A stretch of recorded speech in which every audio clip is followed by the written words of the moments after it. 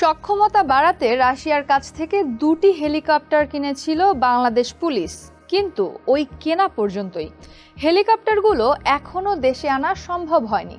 কেন এই জটিলতা তৈরি হয়েছে সেটি নিয়েই শুরু হয়েছে তুমুল বিতর্ক।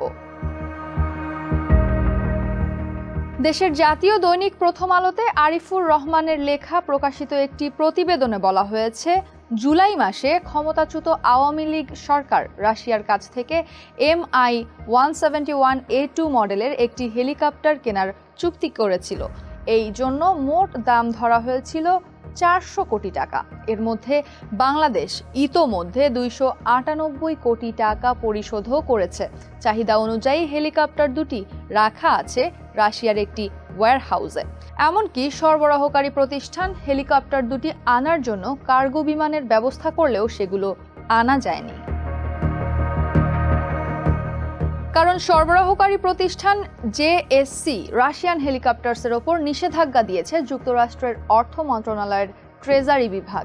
সেই নিষেধাজ্ঞার কারণে হেলিকপ্টার দুটো আনা যাচ্ছে না বলে জানিয়েছে স্বরাষ্ট্র মন্ত্রণালয়।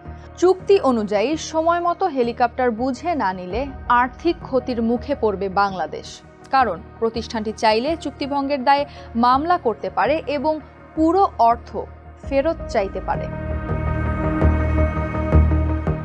এই অবস্থায় বাংলাদেশ সরকারের জন্য তৈরি হয়েছে কূটনৈতিক সংকট। একদিকে রাশিয়ার সঙ্গে করা চুক্তি পূরণ না করলে বড় অঙ্কের ক্ষতি, অন্যদিকে নিষেধাজ্ঞার কারণে যুক্তরাষ্ট্রের সঙ্গে কূটনৈতিক টানাপোড়েনের আশঙ্কা। স্বরাষ্ট্র মন্ত্রণালয়ের সূত্র জানিয়েছে, আওয়ামী লীগ সরকার ক্ষমতায় থাকাকালে দুর্গম এলাকায় সন্ত্রাস দমনে পুলিশের সক্ষমতা বাড়াতে রাশিয়া থেকে 2টি হেলিকপ্টার কেনার সিদ্ধান্ত হয়। 2021 সালের 10 ফেব্রুয়ারি পুলিশ সদর দপ্তরে বাংলাদেশ পুলিশ ও রাশিয়ান হেলিকপ্টার্স নামে প্রতিষ্ঠানটির মধ্যে সমঝোতা স্মারক সই হয়। ভিডিও কনফারেন্সের মাধ্যমে পুলিশের তৎকালীন মহাপরিদর্শক বেনজির আহমেদ এবং রাশিয়ান প্রতিষ্ঠানটির মহাপরিচালক আন্দ্রে আই ভোগেনিস্কি স্মারকে সই করেন। 2021 সালের 6 অক্টোবর অর্থনৈতিক বিষয় সংক্রান্ত মন্ত্রিসভা কমিটি হেলিকপ্টার কেনার এ প্রস্তাবে অনুমোদন দেয়। পরে ওই বছরের 19 নভেম্বর ঢাকায় পুলিশ সদর দপ্তরে আনুষ্ঠানিক চুক্তি হয়। প্রথম আলোর প্রতিবেদন অনুযায়ী বিষয়টি সমাধানের জন্য ইতোমধ্যে পররাষ্ট্র মন্ত্রণালয়কে চিঠি দিয়েছে স্বরাষ্ট্র মন্ত্রণালয়।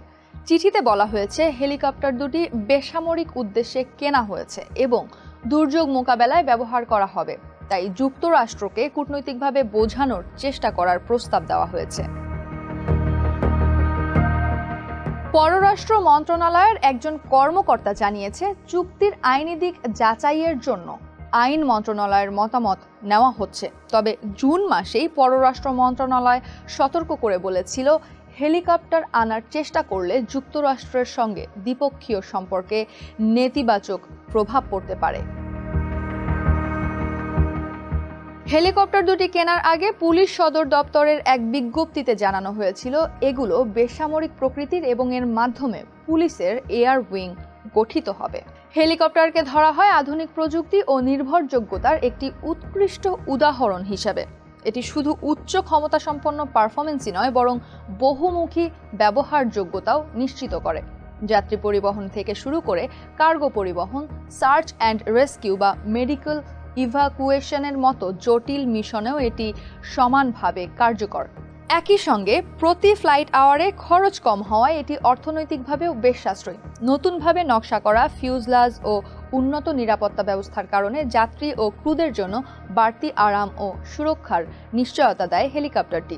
2017 সালে রাশিয়ার কঠোর নিরাপত্তা মানদণ্ডে সার্টিফিকেশন পাওয়ার পর ভারত ও কলম্বিয়াতে ব্যবহৃত হচ্ছে এই মডেলের হেলিকপ্টার। ব্যাংকার ও অর্থনীতি বিশেষজ্ঞ মামুন রশিদ প্রথম আলোকে বলেছেন, নিষেধাজ্ঞাভুক্ত দেশ বা প্রতিষ্ঠান থেকে পণ্য আনা ঝুঁকিপূর্ণ। যুক্তরাষ্ট্র বাংলাদেশের বড় বাণিজ্য অংশীদার, তাই টিকফা আলোচনার মাধ্যমে যুক্তরাষ্ট্রের কাছ থেকে অনুমতি নেওয়া ছাড়া হেলিকপ্টার আনা ঠিক হবে না। যুক্তরাষ্ট্রে বাংলাদেশের সাবেক রাষ্ট্রদূত এম হুমায়ুন কবিরও মনে করেন, সরকার চাইলে যুক্তরাষ্ট্রের কাছে আবেদন করতে পারে। যুক্তি হিসেবে বলা যেতে পারে, হেলিকপ্টার দুটি বেসামরিক কাজে লাগবে এবং না আনলে বাংলাদেশ বড় ধরনের আর্থিক ক্ষতির মুখে পড়বে। যুক্তরাষ্ট্র বাস্তবতা বুঝলে হয়তো অনুমতি দেবে। সব মিলিয়ে রাশিয়া থেকে কেনা হেলিকপ্টার দেশে না আসার কারণ মূলত যুক্তরাষ্ট্রের নিষেধাজ্ঞা, আর সেই কারণে এখন আর্থিক ক্ষতি ঠেকানো ও কূটনৈতিক সম্পর্ক বজায় রাখার মাঝে এক কঠিন সমীকরণে আটকে গেছে বাংলাদেশ।